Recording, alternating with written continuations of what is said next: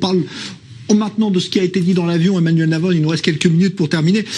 Qu'est-ce qui va arriver, à votre avis, là, dans les jours qui viennent, concernant ce qu'a dit Netanyahou et donc son stratège qui était avec lui sur ce dossier des implantations et de l'annexion? Est-ce qu'à votre avis, Israël a intérêt à aller vite ou à attendre les élections? Écoutez, moi j'ai pris la peine de lire le plan de Donald Trump qui fait 181 pages, qui est très détaillé et qui est très différent de ce qu'on entend dans les médias. Parce que le plan parle effectivement, il parle d'échanges territoriaux, il parle pas d'annexion israélienne. Les annexions, elles sont mutuelles.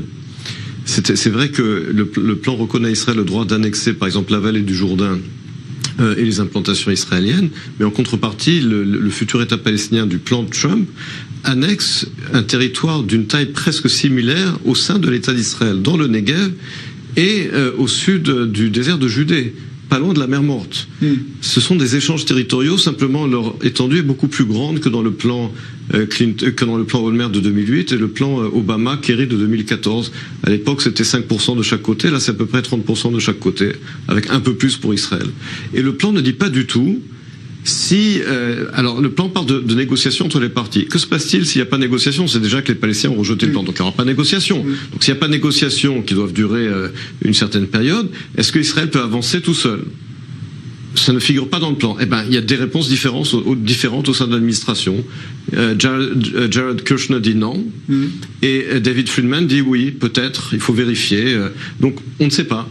Et ensuite se pose effectivement la question du gouvernement israélien. C'est un gouvernement sortant, un gouvernement de transition, et le Conseil juridique a déjà dit, et Netanyahou l'avait dit lui-même dans le passé, un gouvernement de sortant ne peut pas prendre de telles décisions qui ont des implications à long terme.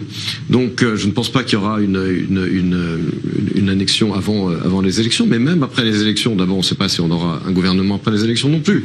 Mais il n'y a pas, la réponse n'est pas dans le plan, et on voit déjà qu'il y a des divisions au sein de l'administration. Le président Trump devra, à mon sens, trancher, mais cela me mène à mon dernier point.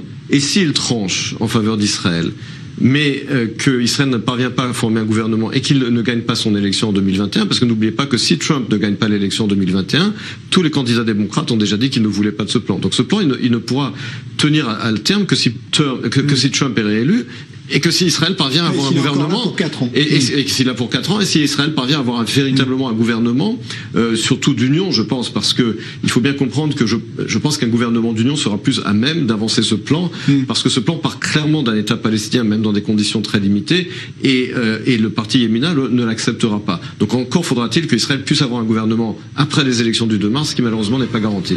Merci.